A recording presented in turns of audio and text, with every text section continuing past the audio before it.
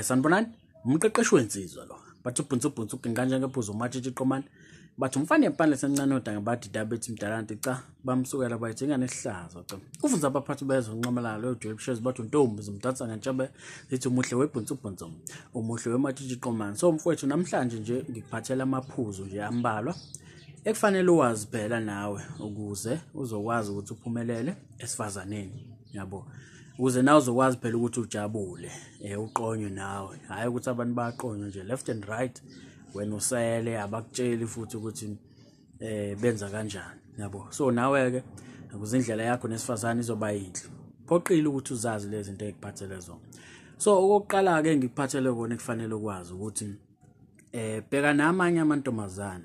So ngiqonda ukuthini mangisho njalo mangithi bheka namanye amantombazane kuyenzeka ukuthi insizwa ibona nje intombazane eyodwa bese ifocusa kuyona leyo ntombazane uthi even kwaleyo ngane ayimfuni yabona akabona amanye amantombazane ubona yona yodwa imthatha intombazane imbhekisele nale okhombisa ukuthi ayimfuni hayi uyoqhubeka ilandela ekubeni ingane yabantu ingamfuni indaba ufocus kuyona uthanda yona njena mayingathandana naye impilo yakhe ingashintsha wara yabo. Kanti mfowethu uma uyinsizwa ohlakaniphile awufocus umuntu oyedwa uyakwazi ukubheka nakwabanye ubheke nabanye amathekeni ngoba phela ugcina mhlawumbe usuthola enye intombazane ugcina usubona ukuthi man yazi bengizibambezela kuloya yabona nanga umuntu ongifanele indlela zakho zikhanya. So awuphumeleli mangabe insizwa efocusa kumuntu oyedwa umuntu ongakufuni kwakufuna lo muntu wena ubabona amanye amantombazane la ngaphandle. So bheka namanye amantombazane okokuqala lokho kufanele ukwazi ngithi angiqale ngakho nje ngoba ikona okulula kodwa abaningi ababambeka kukona umuntu abhiza landela nengane eyodwa nje hayi maningi amantombazane la ngaphandle vula amehlo uzowabona. So okwesibili ke kufanele ukwazi so ile ndaba ka Soulmate kunabantu abakholelwa ekuthenini uSoulmate umuntu oyedwa nje odaliwe emhlabeni ukuthi nje kufanele amthole mengakamtholi lo muntu impilo yakhe nje ngeke ize ihambe kahle kohlezi ibhedo othandweni yabona. Kanti cha uyabona mangabe uyinsizwe ehlakaniphile uSoulmate umuntu ake ngithi nje umbheka njengomuntu osukunaye ngaleso sikhathi ngishiswa yini lokho mangathiwa nje nawe uyazibuza nje manje ukuthi mangaka amantombazane osahlukana nawo owawuzitshela ukuthi awoSoulmate bakho mhlambe more than 2 mhlambe more than 3 wara kuyale kuyaphezulu yabona. Ngamanye amazwi uSoulmate akusiyena umuntu oyedwa odalile kufanele uhlangane naye ngoba umunye uzathi uyabona nje le ntombazane engahlukana nayo yona yayiuSoulmate wami uyabona nje mangabuyelana nayo cha wahlukana naye umuntu wahlukana uSoulmate sukela namhlanje makhulunywa ngoSoulmate uSoulmate yabona nje lethekene onayo uyena Soulmate wakho loyo mawusuhlukene naye sekuphelile lo munye ozomthola osunaye uyena Soulmate wakho lo yabo. Ngabe ukuthi nginomuntu oyedwa nje wena omlindile noma lo wahlukana naye ke ngeke ngiphinde ngimthole ngeke ngiphinde ngijabule othandweni ngahlukana noSoulmate wasuka uSoulmate wakho umuntu njengoclassmate uclassmate wakhe lo ukufunda naye ngaleso sikhathi wadlula uthola abanye abantu uclassmate bakho lapho yabo noSoulmate namhlanje kusukela namhlanje ambuye kanjalo. So kubalekile ke nalokho ukwazi ukuze ungeke uzithole nje usulo focusa nakumuntu oyedwa njengoba ade ngichaze ekuqaleni noma usuhlukane naye leya ngani yona yayiuSoulmate wami cha uSoulmate umuntu onaye ngaleso sikhathi. So okunye ke kufanele ukuqaphele ukuthi uma intombazane ithi ngidinga ispace yabo. So uma intombazane ithi kuwena idinga ispace suke kuchaza ukuthini lokho kusuke kuchaza ukuthi udinga indawo ake ngithi nje wena as boyfriend yakhe usompintshe kakhulu usombangela isicefe you are a nuisance uyazi nuisance umuntu oyisidina uyiboyfriend eyisidina yabona. So usedinga ukuphefumula lo muntu udinga space udinga umshayise nomoya why umcasula kanjani ngoba isicefe kanjani umfonela njalo WhatsApp njalo ufuna ukumbona njalo yabo uhlezi ukhona ngaso sonke isikhathi awumnikezi ngisho ithuba lokuthi nje naye akacabange ngawe akukhumbule naye akwazi ukuthi phela akufonele ngoba phela mangabe usothandweni nomuntu nobabili nje banithandani nama responsibilities yabona so mangabe lonto isiyenziwe umuntu oyedwa so engasalungile so wena kwenza yonke into wedwa usubanga isidingo akasibone isidingo sokuthi akufonele uyazivela uzofona ngisho ngenzani uyazivela ukuthi awukhona so ugcina usumthatha isokwane kwenkomo yakho yamlusa kahle yabona so kwesinye isikhathi uthi uyamthethisa naye azabona ukuthi awu cha ngake ngazifaka inkingeni ngaqhuma lo muntu yabona so you are a nuisance boyfriend usicefe usidina se boyfriend that's why sethi kuwena ngidinga space khona ezwazi ukuthi eshawa umoya naye nje akathi ngabe sengathi awu nginomunye umzali manje lana yabo uyathetha ufona njalo yabo mangabe wenza kanjalo ugcinisa intombazane sithini ayingidinga space ke ngishawa umoya ikipholisa iganda yabo so ungabi ke umuntu kanjalo noma iboyfriend kanjalo ifona njalo eWhatsApp njalo ehlezi la njalo iyamthethisa yabo ngoba lokho ngeke kuze kukwenze as umuntu afisa ukuba naye ngaso sonke isikhathi that's why udinga space so ukutshela nje ukuthi hayi awuke wehlise izinga owenza ngalo ngoba nakubalekile phela ukuthi akakufonele not ngoba nje ekuthinta mhlambe ngoba efuna ifavoritism cha akakufonele nje ukukhombisa kona ukuthi uyakukhumbula yabo so mangabe ithi ke ngidinga space ingane isukisho kanjalo isuchaza la ukuthi cha uyisidina say boyfriend fanele ukwazi ke lokho so okunye ke kufanele uqaphele mangabe ithi intombazane ake sithathe ibreak kancane uyabona so isuke ichaza ukuthini mayithi ke let's take a break yabona ake sithathe ibreak kancane yabona nje mhlambe ngifuna ukufocusa emsebenzini noma ngiyabhala ama exam noma ngenzani ikunikeza isizathu esivalid yabona so mangabe ithi intombazane asithathe ibreak yabona so isuke iqonde ukuthi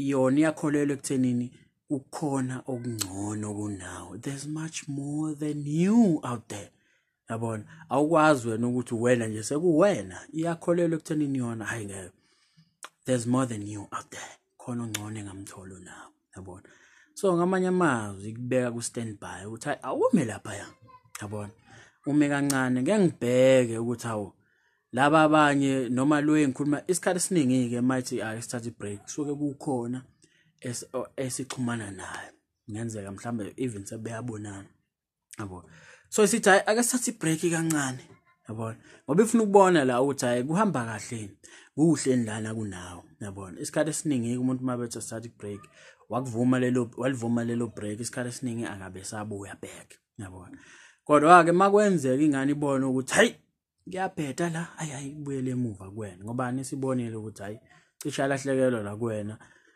into engcono kanti bekubheda lapha kodwa mangabe ibone ukuthi hayi izinto zihamba kahle lapha akabe sabuyela kuwena so ngamanye amazwi mangabe ethi asithathe ibreak into yokusiza nje lapho utwenze njani uvele umdidize umdedele peacefully yabona ngobani kahlahla usuke esehlukana nawe ngeziphansi wena ngeke uzuhlale phela akubeke lapha ku standby ulindene ukuthi hayi akuyobheka lapha yayo experimenta kwezinye indawo ukuthi ikhamba kahle yini mina ngizolinda la yabona nawe ungazithola ugcina usumkhumbula ukuthi hawu liphela nini break phela I miss you baby kanti izinto seyihamba kahle le indaba yakhe akasayingeni so mangabe thatha ibreak ayimtshela ukuthi hayi into engcono nje into yethu vele iphele ngoba ngiyakubambezela and wena uyakholelwa ekuthenini khona into engcono ongayithola kunami yabona uvela umdedele khona lapho futhi amathuba amaningi uzovuma ukuthi umdedele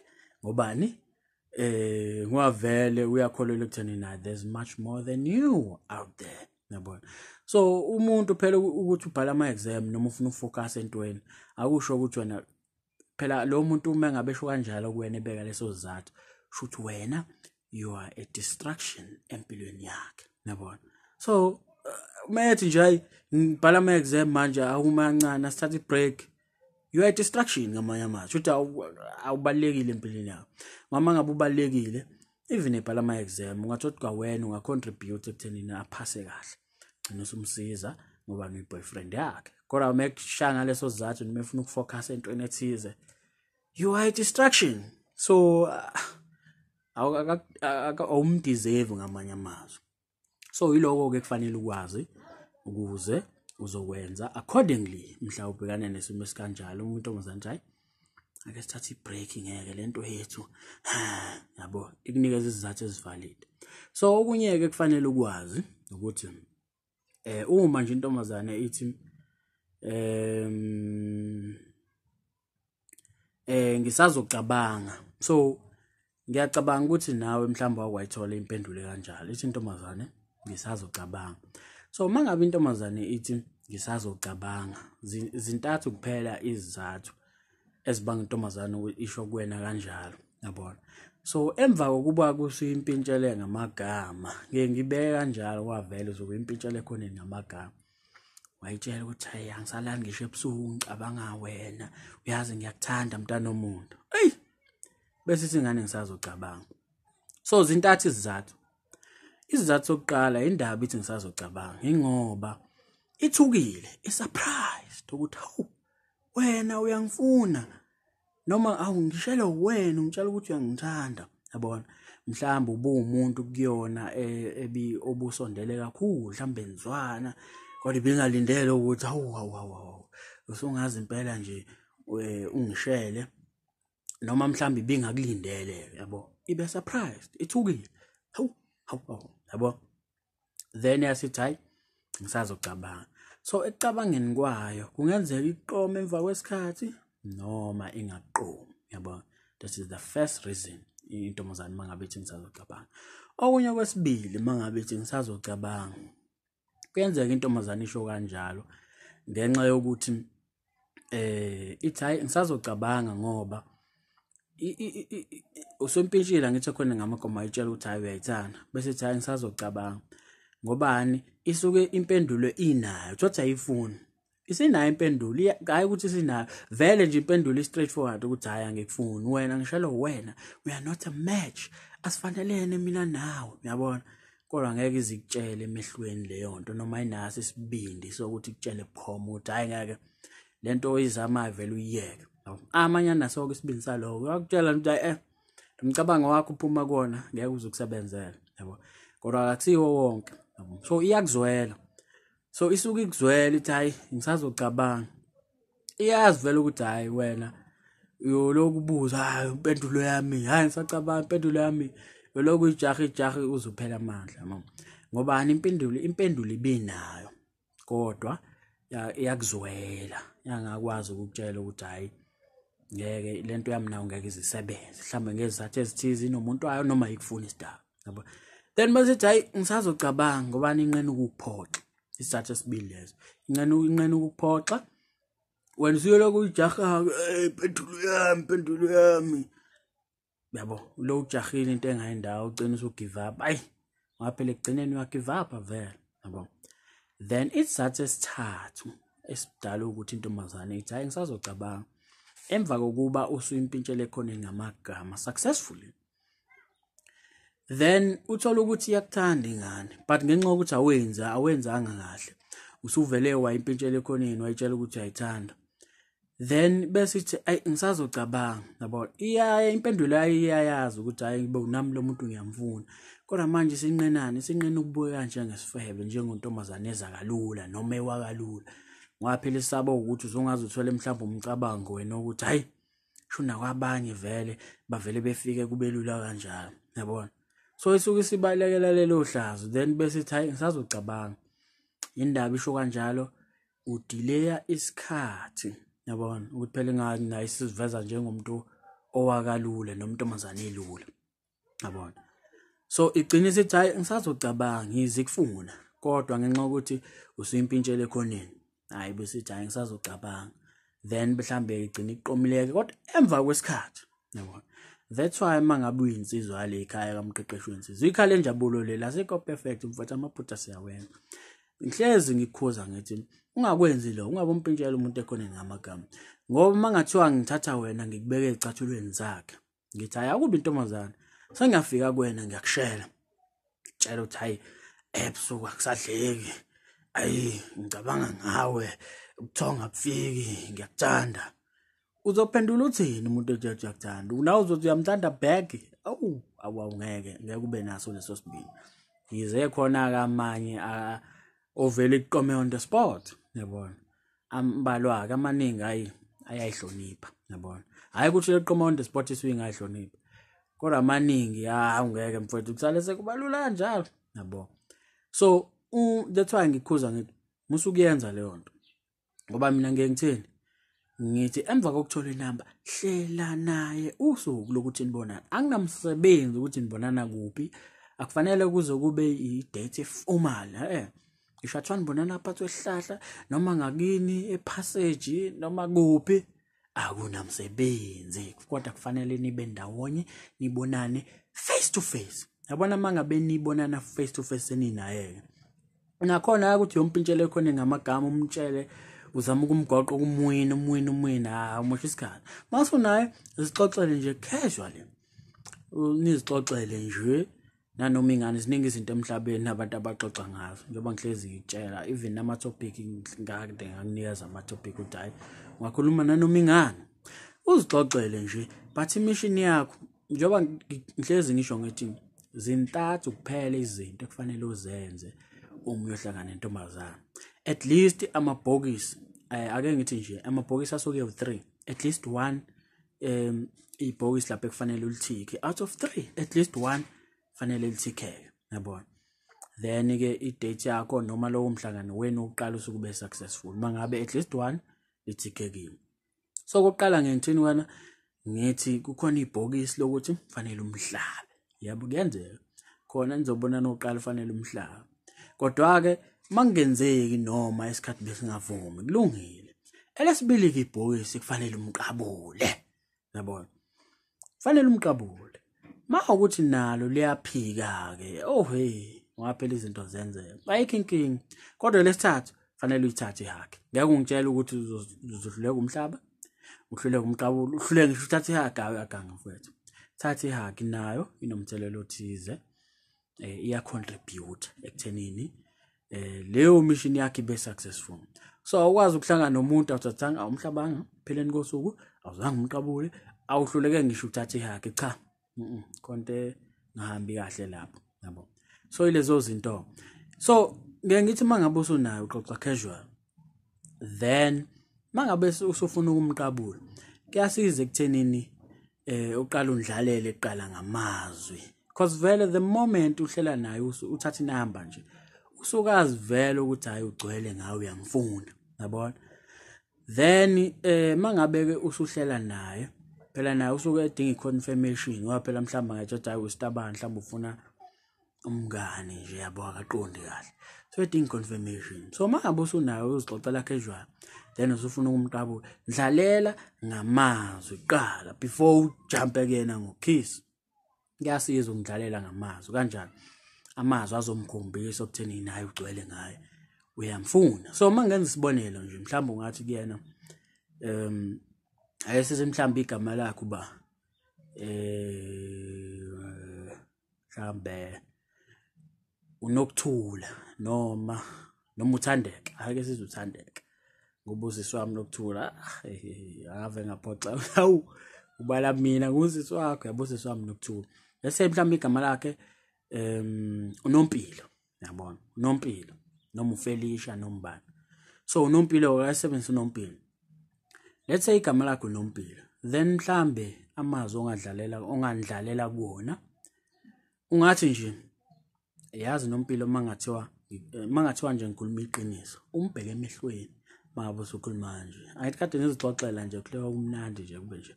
Kodwa masukhuluma nje umbheke emehlweni ngqo, umbheke emehlweni wamshalazela ungabeshalazela intombazana. Bese yamtshela ukuthi hey yazi nompilo manga yebo. Oy mancane sengiyaqeda la. Then umbheke emehlweni bese uyamtshela ukuthi mangeza. Ngizokubiza yazi.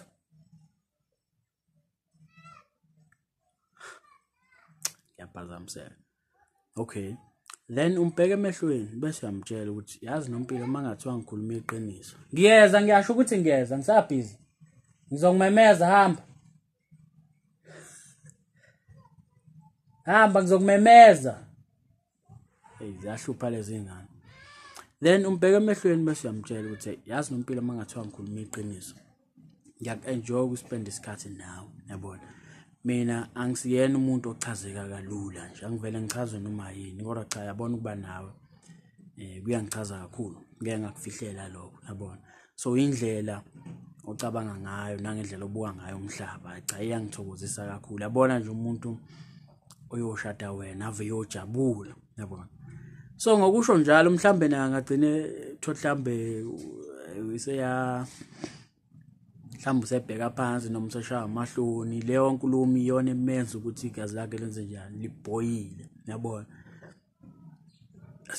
Then mhlambe naye agcine sethi hayi mina umshada nguthandi noma kwasha kwacima enye ingxoxo ke futhi yabona ingxoxo yeniyana. But for the fact ukuthi usumtshelela umazwi kanjalo, mina ngikunikeza isibonelo, khumbula njalo wena phela ungabe usubeka nawe ngendlela yakho ozoyibona ukuthi hayi le iyona right, kodwa nje ndlalela kanjalo, ungamtshela ukuthi uyamthanda. Akwenzi lokho ngoba ubulahlile mawuze kanjalo, uzovela athi hayi ngisazocabanga, kanti cha fanele akwenze lokho. Then njoba undlalela kanjalo usuke umkhombisa ukuthi hayi ngiyakufuna, yabona.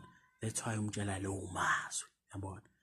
Then ke mawusumtshelela umazwi, then qhubekeni isixoxa casual kancane, then mawusulibona ithuba lokuthi umqabule, then ubusumqabula mfowethu, simple kanjalo, yabo. Kodwa ungalingi umtshela ukuthi uyamthanda njengoba ungizwe ngisho kanjalo.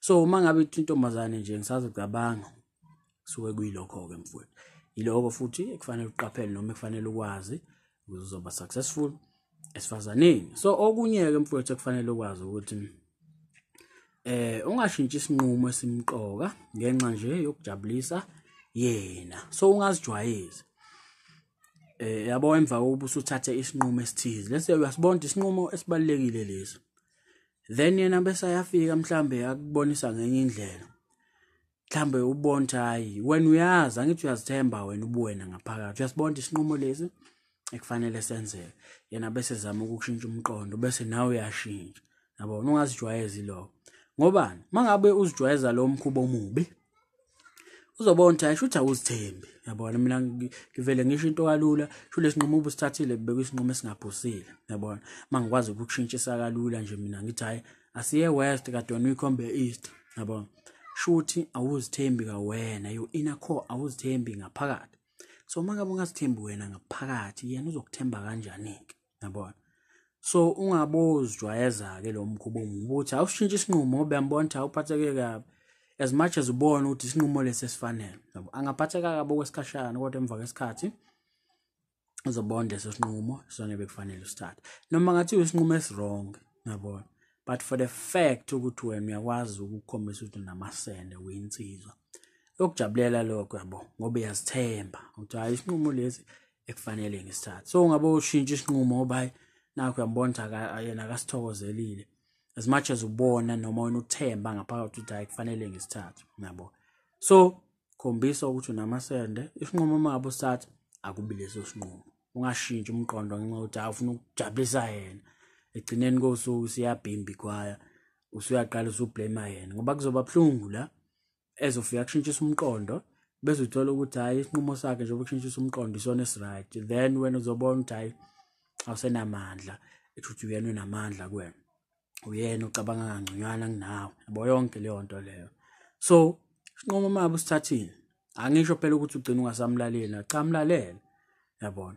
Kodwa nje uma wena ukholelwa ukuthenini isinqumo lesi esifanele senzeke futhi esibalekile, sithathe isinqumo noma ngathiwa akasithandi. Okubalekile khombisa ukuthi uyazithemba njengensizwa. So yiloko okunye kufanele ukwazi. So okunye ke mfowethu, uma besaxhumana ne-ex lusazovuka lolothando. So kuyenzeka ukuthi usunethekeni noma intombi yakho isabhizi ixhumana ne-ex yayo, yabona. So uma ngabe kusenzeka lokho azi ukuthi lolothando luzovuka noma inini ngoba njengoba bexhumana nje yini engaka abasaxhumana ngayo. Phela kusho ukuthi mangabe umuntu usuhlukene naye kufanele nibe izitha. Cha, akufanele nibe izitha. Kodwa kufanele akuhloniphe phela ekuthenini usunaye manje yena ispace sakhe asekho noma isikhala sakhe asekho. So lokuxhumana kwabo ngoba ungathothi mangathi ungena khona mhlambe kuWhatsApp uvuna ingxoxo yakho khona omunye osancenga la uthi hawu uyazi asibuyelane phela kwasho kwacina yabo. So ungakuthola lokho ngoba ngisho ngathi unengane umuntu mhlambe sebahlukana ke fanele kube nendlela transparent nawe ezokwenza ukuthi ngoba mfowethu yabo ithekene nengane ngesize sigodlisana kwake uyajabula kakhulu ngabe nje unomuntu ungenangane yabo. Unless uma ukuthi nayo then lokuxhumana kwabo not kwabo futhi asikudinga ukuthi bazi bexhumana.